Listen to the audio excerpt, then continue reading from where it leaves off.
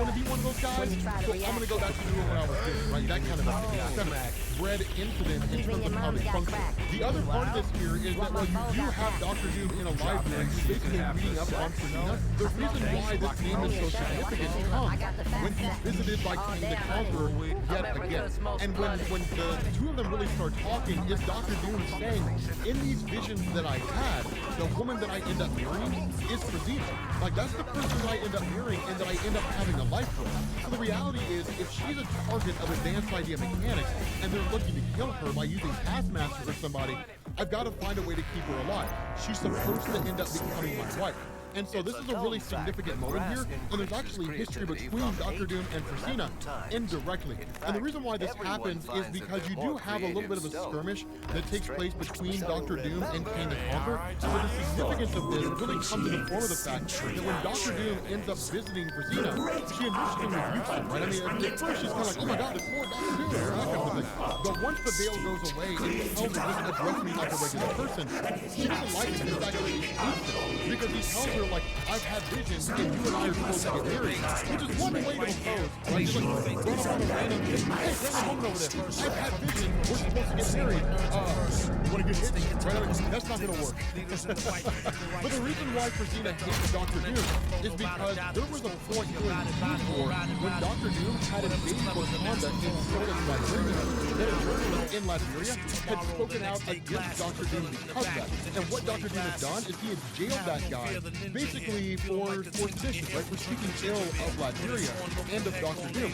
And that guy is still serving a prison sentence. That guy is the father of Frazina. And that's why she hates Dr. Doom. Because the guy was just doing his job. And the price he paid is basically a life of imprisonment. And even Dr. Doom goes as far as to say, I should have had your father executed for what he did. Just be happy in the fact that I didn't. And I was feeling particularly generous. Now, that's the most Dr. Doom thing to say, to be honest with you. But in the midst of all this, a couple things happen. The first is that you basically have the arrival of Adam Brashear alongside Kirby, and then you have the arrival of Silver Sable and Victorious. Now, I've kind of held off on talking about them up to this point.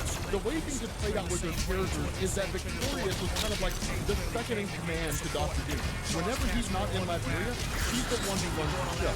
And so when you basically have the Victorians who were attempting to invade Liberia, successfully did so and then took over the country, that Victorious was basically ousted. But the other part of this is that Silver Sable, being as smart as she is, had realized something else was going on here, and she was actually being used.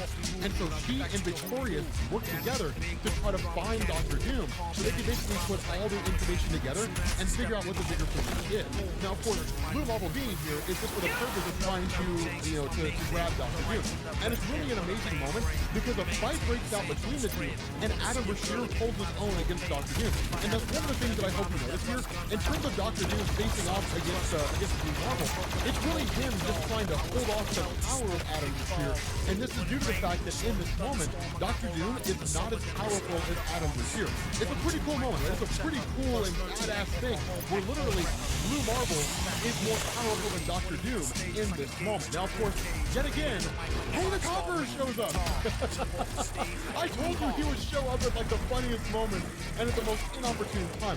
What's really cool though is that this is an exceedingly opportune time. He shows up here with just this insane weapon and it's like, okay, Dr. Doom, this is for you because remember, you gotta live so that you can make the world easier to conquer for me. Like, I told you that this whole motivation is showing up here strictly for that. And in fact, what you end up having is Adam Brashear, who immediately attacks Kang the Conqueror because Kang the Conqueror destroys Kirby. And so in that moment, Adam Brashear, like a Blue Marvel, kills Kang the Conqueror, right? He kills him on the spot. He just incinerates that guy.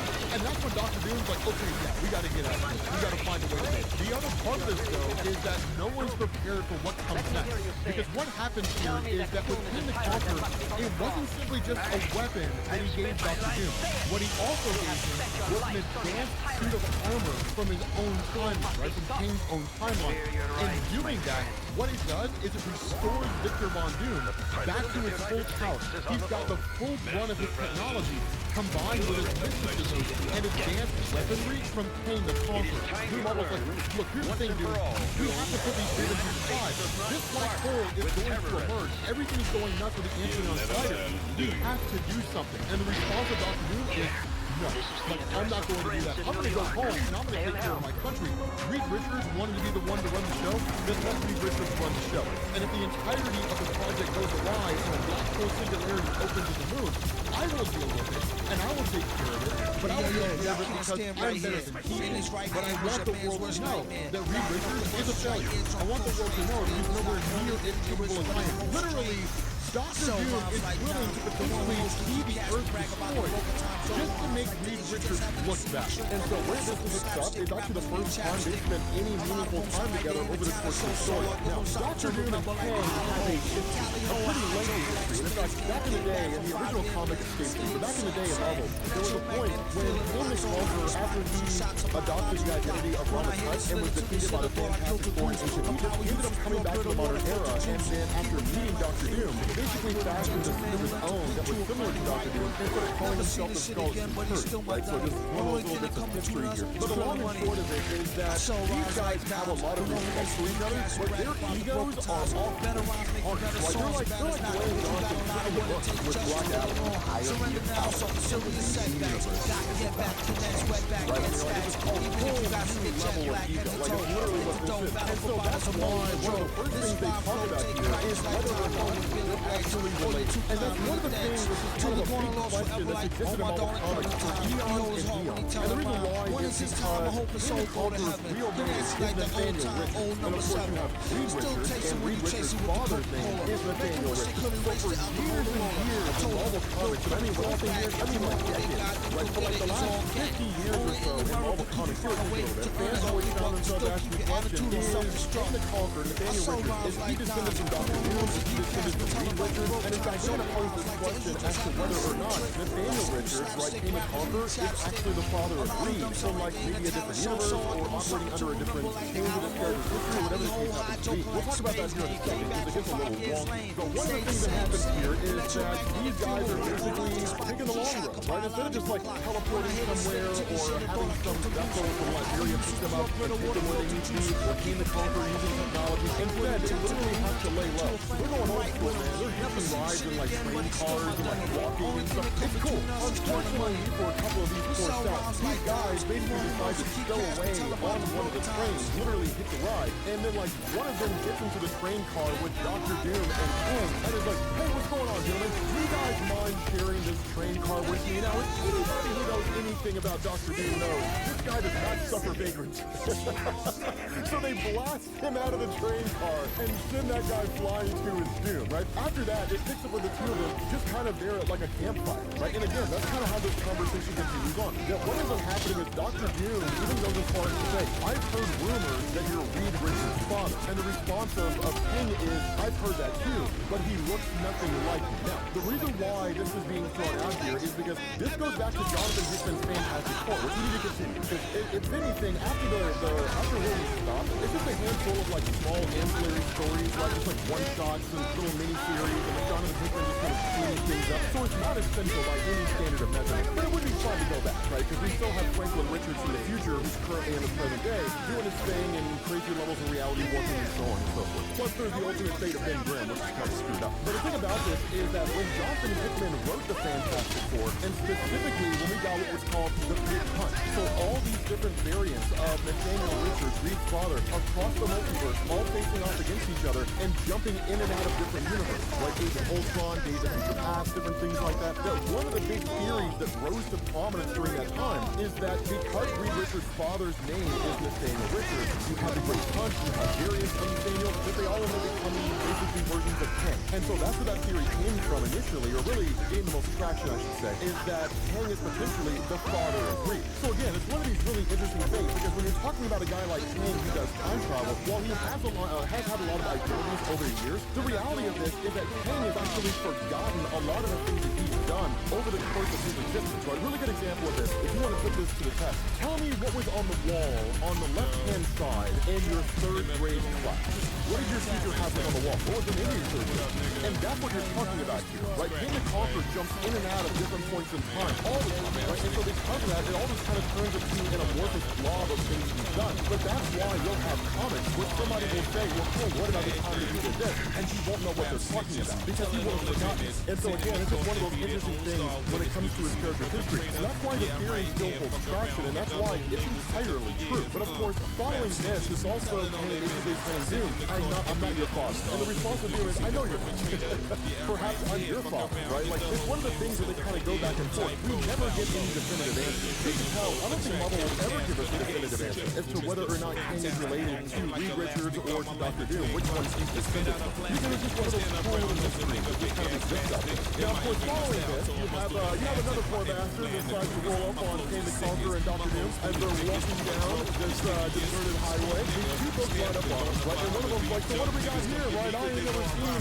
more colorific looking chuckle ducks in all my life. What's your name? Fancy Cleopatra, referring to Kane the Conqueror. And they're like, how about you, Steely Dan? What's behind your iron curtain? And of course, Dr. Doom in response to this helps them finish with all their limits. Anybody who is aware of Dr. Doom, and even Kane knows, you don't just roll up on these guys talking smack like that, right? It's just something that you don't do. Otherwise, you'll be made to beat your nation.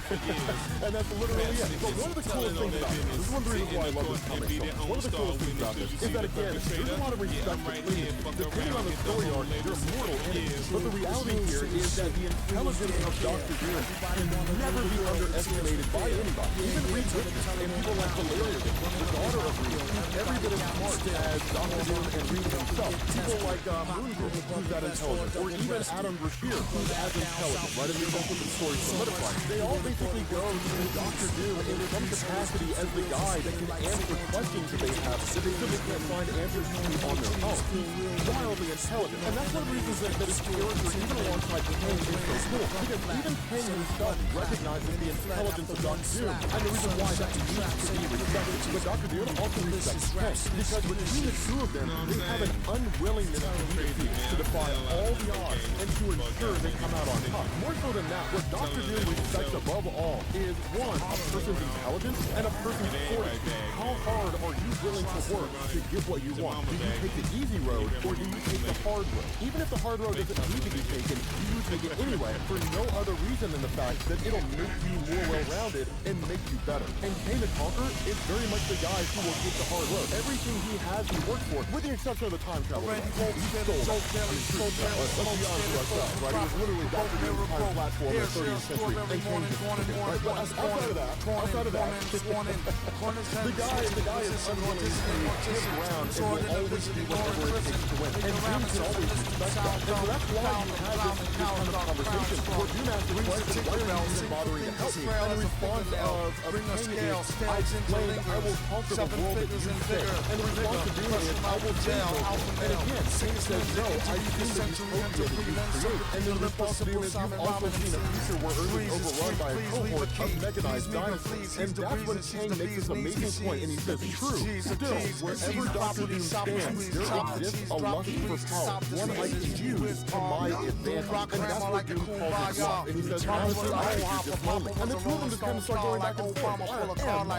You're lonely. No, you're lonely. I'm not lonely because I'm Dr. Doom and I'm a misanthrope. Well, I'm more of a misanthrope. I'm a misanthrope times two. But it's literally just kind of this bickering back and forth. And it's sort of nonsensical and almost sort of a bromance that exists between these guys. I don't know if anybody uses that word anymore. But it's great to see Doom and Kane relating to each other in this way. Because more often than not, you see them as enemies. It's cool because literally after they share this laugh together, the response of Doom is, I will destroy you, King. And the response of King is, I'll destroy you first, Victor. Right? So it's just one of those cool little moments that goes on there. Now, having said that, once they make their way to Texas, what ends up going on here is Dr. Doom has what he calls an ace in the hole. And it seems that he was able to kind of contact people through a kind of underground network and say, like, I need something delivered to me at this location. So at this point, they're literally just biding time and waiting. But out of nowhere, they're met by the arrival of Paladin with a minigun, who literally just starts spraying the whole place down.